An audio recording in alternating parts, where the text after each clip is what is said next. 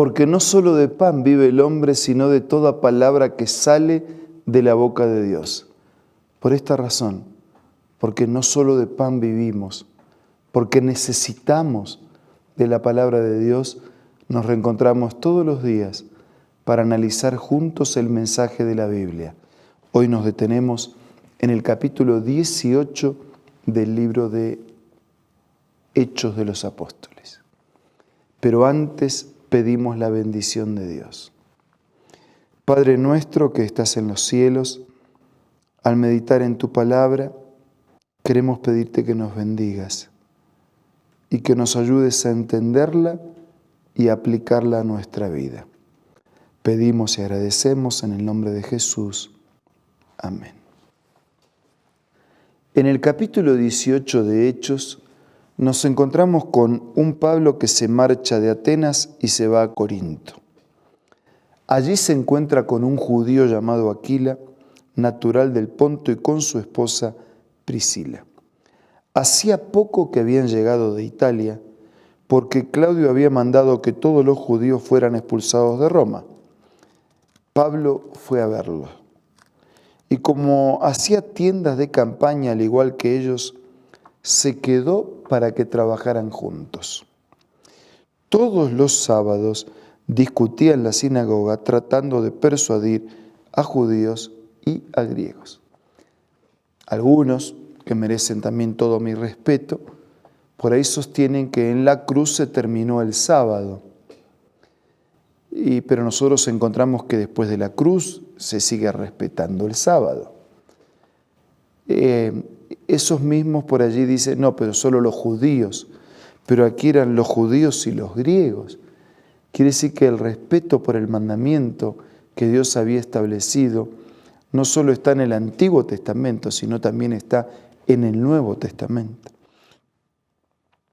Todos los sábados discutía en la sinagoga, tratando de persuadir a judíos y a griegos. Cuando Silas y Timoteo llegaron de Macedonia, Pablo se dedicó exclusivamente a la predicación, testificándole a los judíos que Jesús era el Mesías.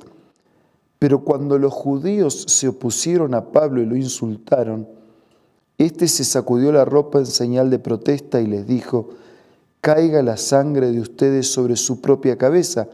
Estoy libre de responsabilidad. De ahora en adelante me dirigiré a los gentiles». Entonces Pablo salió de la sinagoga y se fue a la casa de un tal Ticio Justo, que adoraba a Dios y que vivía al lado de la sinagoga. Crispo, el jefe de la sinagoga, creyó en el Señor con toda su familia, y también creyeron y fueron bautizados muchos de los corintios que oyeron a Pablo. Si nosotros vamos a los evangelios, Marcos, por ejemplo, dice que había que predicar: el que creyere y fuere bautizado será salvo. Y aquí otra vez el mismo concepto: creyeron y fueron bautizados. Es que la verdadera fe nos lleva a entregar y a confiar nuestra vida a Dios a través del bautismo. Que el que cree y es bautizado, dice Marcos, será salvo. El que no cree es condenado, porque se condena rechazando el plan y el proyecto de Dios para salvarlo. Una noche, versículo 9, el Señor le dijo a Pablo en una visión: «No tengas miedo, sigue hablando y no te calles, pues estoy contigo.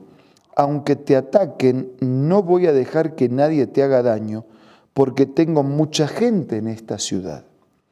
Así que Pablo se quedó allí 1 año y medio enseñando entre el pueblo la palabra de Dios. Y mientras Galión era gobernador de Acaya, los judíos aún atacaron a Pablo y lo condujeron al tribunal. Este hombre, denunciaron ellos, anda persuadiendo a la gente a adorar a Dios de una manera que va en contra de nuestra ley. Versículo 14 dice que Pablo ya iba a hablar cuando Galión les dijo: «Si ustedes los judíos estuvieran entablando una demanda sobre algún delito o algún crimen grave, sería razonable que los escuchara. Pero como se trata de cuestiones de palabras, de nombres y de su propia ley, arréglense entre ustedes, no quiero ser juez de tales cosas. Así que mandó que los expulsaran del tribunal. Entonces se abalanzaron todos sobre Sóstenes, el jefe de la sinagoga, y lo golpearon delante del tribunal, pero Galión no le dio ninguna importancia al asunto. Desde el versículo 18 en adelante, se nos dice que Pablo permaneció en Corinto algún tiempo más, que después se despidió de los hermanos, que emprendió el viaje rumbo a Siria, acompañado de Priscila y de Aquila, y que en Cencreas, antes de embarcarse, se hizo rapar la cabeza a causa de un voto que había hecho. Y al llegar a Éfeso, Pablo se separó de sus acompañantes y entró en la sinagoga, donde se puso a discutir con los judíos. Estos le pidieron que se quedara más tiempo con ellos, y él no accedió. Pero al despedirse les hizo una promesa: ya volveré, si Dios quiere. Y zarpó de Éfeso. Cuando desembarcó en Cesarea, subió a Jerusalén a saludar a la iglesia y luego bajó a Antioquía.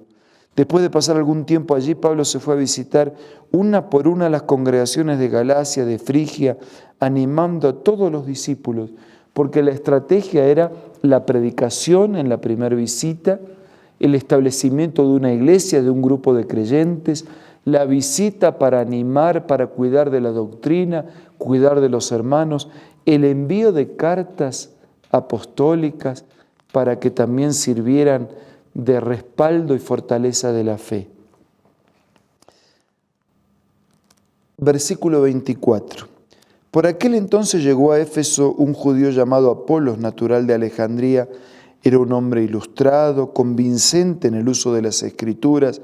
Había sido instruido en el camino del Señor y con gran fervor hablaba y enseñaba con la mayor exactitud acerca de Jesús, aunque conocía solo el bautismo de Juan. Comenzó a hablar valientemente en la sinagoga, y al oírlo, Priscila y Aquila lo tomaron a su cargo y le explicaron con mayor precisión el camino de Dios. Y como Apolos quería pasar a Acaya, los hermanos lo animaron y les escribieron a los discípulos de allá para que lo recibieran. Cuando llegó, ayudó mucho a quienes por la gracia habían creído, pues refutaba vigorosamente en público a los judíos, demostrando por las Escrituras que Jesús es el Mesías. Y en este capítulo, así como en tantos capítulos de este libro de Hechos, nosotros percibimos un fuerte enfoque misionero, un fuerte compromiso, ninguna adversidad que los detenía, un sentido de responsabilidad de recorrer, de ser peregrinos, misioneros itinerantes hasta llegar hasta todo lugar. Pero hay un detalle que no es menor y que yo quisiera destacarlo, y dice que vigorosamente demostrando por las Escrituras que Jesús es el Mesías. Eran misioneros convencidos y con vigor, con respeto pero con vigor, con amor pero con firmeza, con claridad. Ellos mostraban el papel del Mesías, pero respaldado en las Escrituras. Vigorosamente demostraban por las Escrituras que Jesús es el Mesías. Y volvemos al inicio de nuestro programa. No solo de pan vive el hombre, sino de todo lo que sale de la boca de Dios. El único lugar seguro es seguir el claro escrito está de nuestro Señor.